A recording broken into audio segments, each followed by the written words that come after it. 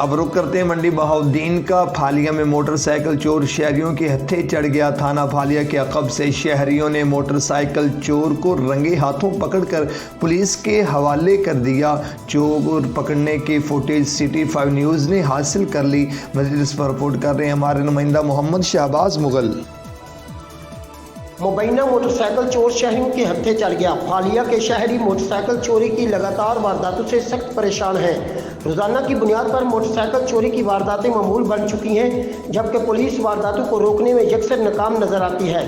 अक्ताए हुए शहरियों ने आज गली मदनी मस्जिद से नौजवान मोटरसाइकिल चोर को वारदात के वक्त रंगे हाथों पकड़ लिया और पुलिस को मौका पर बुलाकर इसे पुलिस के हवाले कर दिया।